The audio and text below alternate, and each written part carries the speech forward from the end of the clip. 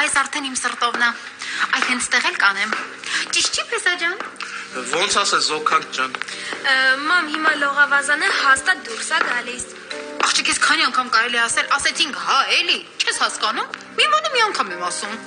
Ուզում ես դու հյուրերը գան, հարսանիքին ու ապտիկայով տուն գնան, մեղքը չեն այդ մարդիկ։ Հենա ես մի հատ դեպք ունեցա, մոռացել ես։ Սաղ գիշեր հազացել եմ։ Ոնց մամ, մեկ երբ ես հազացել որ չէ։ Ոնց թե ոնց, որովհետև քո ականջիք զուռներ էլ փչեն մեկա դու, քեզ համար մեկա դու քնում ես։ Չգիտեմ, ասում մարդի տանք ես։ Համել, Փեսա ջան, ես չեմ կարողանում հասկանալ, այս խնամիսխի, այս ամբողջ կոշտը չոր պարտականությունը թողել ինպես նուրբ կնոջ ուսերին։ Դե Զոքանք ջան, ինքը քո ճաշակի վրա չի կասկածում, ու ուզում է ամեն ինչ քո սրտով լինի։ Հա, այդ ուրիշ բան, ուղղակի լավ չստացվեց, խեղճ խնամիս սիրտը կոտրվեց, բայց ես ինչ մեղք ունեմ, որ անուն շատ չոր ու կոշտ կին է, ախր կանացիությունը հեչ էդ կնգա համար չի է։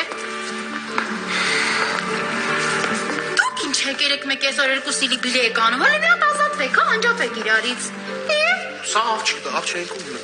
Թե ուզում եք ես վսյո տկի, շոքերին թողեմ հարսանիքը, համել շատ լավ կլինի, այդ ժամանակ ժողովուրդը կգցվեն բասեինը ու կհովանան։ Չէ, դες բան չկա, ստեղ ամեն ինչ մեր սրտով է, մեզ դուր է գալիս։ Այդ դեպքում անջատվեք։ Թե չէ իսկականից ես հարսանիքը կթողեմ շոքերին։